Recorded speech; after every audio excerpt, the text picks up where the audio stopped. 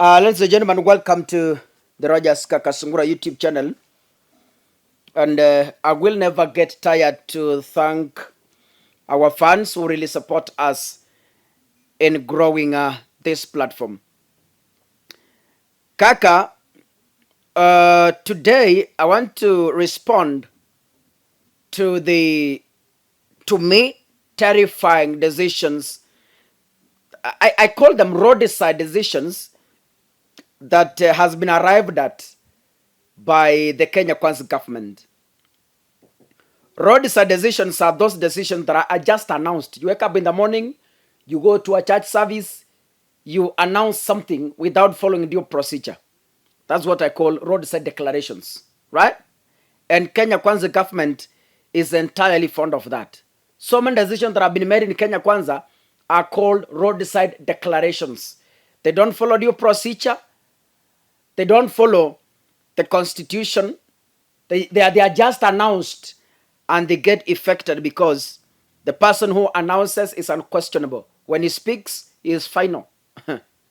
Anyway, Kaka, going forward, after the Kenya Kwanza government took power, going forward, working in government as a government employee should be considered among one of the 1,000 ways to die in this country. Why? Government employees are getting it tough, either at national level and at county level. It has reached a time, previously I knew, previously teachers were respected. Kitambo walimu walikuwa wanaheshimika kwa kijiji. Mtu akisemekana huyo ni mwalimu, heshima, respect. Ni juzi tu walimu wameanza kukosa heshima. So, walimu had a tendency, when you were very sure that you at every month, at the end of every month, your salary is in the bank and intact. Gone the days. When teachers could go to a shop, teachers, I'm sorry, but I grew up knowing this. Teachers were used to go into the shop. What was shop? They had a special book for teachers. A special exercise book for teachers. So, as a teacher, you go to a shop, you pick whatever you want, the shopkeeper writes down, and you pay at the end of the month. Those are the teachers I grew knowing. Now, it has reached a time when you can no longer do that. Why? You don't even know when your salary will come. Where's your next month utalipwa? You can't even know where the last month you were paid. And you are not very sure if your last month's salary is coming. So when you are not sure that your last month's salary is coming and you are not sure if your next month's salary is coming, yaani uko tu hapo umepotea hapo katikati tu kama kaumbwa kako kwa msituni. This is what government employees have been subjected into. Life is becoming so difficult in the Kenya Kwanza dispensation. On top of this hard life, on top of going hungry without salaries, I was chatting with friends of mine from the county government of Kisii, and they were telling me strange stories. They were telling me, Kaka, we work extra hard because we have no alternative, but finally, you're paid peanuts. Peanuts meaning, if you work overtime, there is no allowances. There is no money. So ladies and gentlemen, you are forced to work for long hours without pay. All government employees here can agree that they are working under a very bad, unfavorable environment. On top of the unfavorable environment, contribution towards NHIF has been increased. Contribution towards NSSF has been increased. And today, another one has been announced. The government wants to milk employees to the last coin for them to fund their posh life, for them to fund their luxurious manifesto at the expense of poor, innocent citizens. William Ruto today has announced that going forward, each and every government employee will have his or her salary forcibly deducted, what we call mandatory deduction. When the president is saying mandatory, it means you have no other alternatives. It is a must and it will happen. So, government employees will be deducted 3%. That is a new deduction.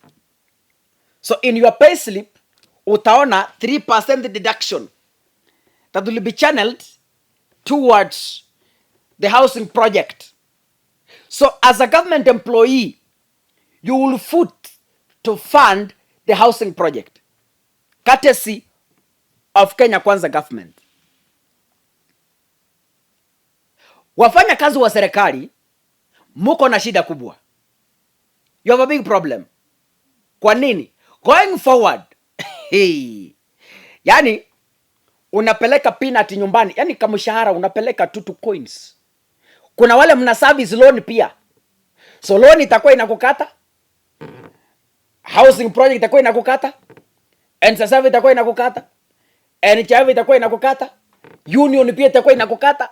Yani and insurance pia itakuwa inakukata. So and your salary is just stagnating. It has never increased. So unakatwa kale kadogo uko nacho. So kwa ile kidogo uko nacho tena wanaenda kutoa 3% from your salary to fund the housing project. And you know the housing project, watu tunaishi huko si watu wa serikali peke yake. Hata mimi nitaenda nikomboe nyumba. So as a government employee, you will afford to build for me a house. Because mimi kaka sijaajiriwa na serikali. Mimi I do my own stuff. So wafanyakazi wa serikali, you will be footing on our behalf. Nyinyi mtakatwa 3%, mtojengea nyumba tafadhali, tunakuja kuishi. Na hii ndio serikali yenu. How I wish. Nyinyi government employee you could have made a decision. Join Raila kwa barabara. Awapigania hii story ishe. The more you keep quiet, the more mnakufa. Haya 3% imekuja. Kesho sasa itasemekana nyinyi ndio mtakuwa mnalipia hustler fund. You know, when you look at Kenya Kwanza government itself, you cannot have a clear vision on how they are going to run this government. Yani ukiangalia mbele vision inapotelea katika, you can't have a clear picture. Because ukiweka manifesto ya Kenya Kwanza hapa, uweke na vitu wanafanya hapa, and you try to compare, all of them are running towards an opposite side. Manifesto inakimbia hapa na vitu wanafanya inakimbilia hapa. They do not meet. When you look at Kenya Kwanza, there is no signs and symptoms of increasing employee salaries. As we speak right now, civil servants are hungry. Hakuna pesa. Kwa hivyo, the problems you are facing in this country, there is no salary. You don't even have hope. You don't even have hope when your salary will be paid. Ni kupahatisha tu. So, hauna salary. Na pia, hiyo salary yako ambayo haiko, serikali sasa inataka tena kukata 3% kwa hiyo salary haiko. Yani, anataka kukata hata haijakufikia. Like, anyway. Government employees mko na shida ndugu zangu. Mimi nawaonea huruma. If there are people I'm sympathizing with, ni hawa watu, government employees. And by the way, today, Musalia Mudavadi has spoken in my mind. Whatever I've been saying previously, Musalia Mudavadi is speaking them today. And this message, you know, when Musalia speaks, he speaks like government. Why? He is the prime cabinet secretary. So when Musalia speaks, we know Kenya Kwanza government has spoken in totality. I have been telling the president, Running the Kenya's economy is not like collecting sadaka in church. Running Kenya's economy is not like running a chicken farm. Running Kenya's economy is not like running a goat farm. No! Running an economy is not like selling eggs in Eldoret town. No! Running government needs sacrifice, commitment, and new ideas. You sacrifice yourself to be creative on how, the Kenya's economy, when Kenya Kwanza came, actually it buried Kenya's economy. So when we are addressing Kenya Kwanza, we don't say they are going to revive Kenya's economy. No. We don't say they are going to heal Kenya's economy. No. We are telling them, we are asking them when they are going to exhume the Kenya's economy, because tayari wameizika. They have already buried an economy. So our question is, when is the president exhuming the Kenya's economy? When you look at the possibilities, you see none. When you look at the commitments towards that, you see none. Wamesimama kwa grave, hawana spade, hawana jembe, hawana anything. Yani wamekuja kuexhume Kenya's economy na mikono, wamesimama tu. It's very hard. And this is what Mudavadi is saying. Yani Kenya's economy iko kwa grave, ndani imezikwa. Then Kenya Kwanza government imesimama kwa grave, inataka kuexhume that economy. Hawana shovel, hawana hata jembe, hawana hata panga, yani hawana hata spade. So wanataka kuexhume Kenya's economy na mikono. And this is what Musalia Mudavadi is telling them, including him. Pahali tuko, you cannot turn around an economy the way you brew instant coffee. Listen, that is Musalia Mudavadi saying, mahali tuko. Musalia akisema mahali tuko, we, him inclusive, it means mahali serikali iko, mahali tuko. Yani wao kama serikali, mahali wako. Rescuing an economy is not like when you are preparing Nescafe in State House. Unajua Nescafe unachukua maji moto, unachukua Nescafe unararua, unaweka ndani, you stir with a spoon, you have your coffee. Within 4 minutes, the coffee is on the table. This is what Musalia Mudavadi is telling Ruto. Mr. President, running Kenya's economy is not like preparing Nescafe in State House. Running an economy is not like preparing Nescafe in Sugoi. No! Listen to what Mudavadi is advising. Vile unatengeneza kahawa ya Nescafe, usifikiri ndio hivyo unaweza badilisha uchumi. Yani paka ameamua kuinterpret in case hawaelewi. Amezungumza Kisungu na ameamua kuinterpret. Yani vile una prepare Nescafe. Yes, anamwambia, unajua, jinsi ambavyo mnatengeneza chai hapo kwa nyumba, don't think is the same way the Kenya's economy inatengenezwa. Aya, sikiza tena vile anasema. It takes time, consistency, commitment and sacrifices. It takes time, consistency, commitment, and sacrifice. These 4 things. It takes time, consistency, commitment, and sacrifice. Now let me ask you guys. Mwanaume ambaye anakula mshahara 50,000, alafu kila mwezi ana spend 200,000. Huyo mwanaume ako na future.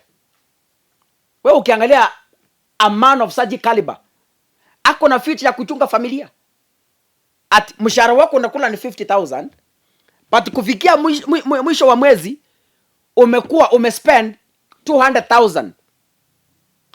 This is exactly what Kenya Kwanza is doing. Living beyond their means. They are now milking employees to fund their posh life. They are now milking government employees to fund their luxurious manifesto. Kenya is dead. Kenya imekufa kabisa. Kenya ilizikwa kitambo. Kuifufua, ukiangalia serikali ya Kenya Kwanza, there is no commitment. There is no consistency. There is no sacrifice. towards exhuming our economy. Wameenda kwa grave bila hata panga. Sasa watu wanataka kutumia mikono, honestly speaking. Anywho, si nyinyi ndio mlipiga kura? God bless you. See you in the next video, ladies and gentlemen. Asanteni sana.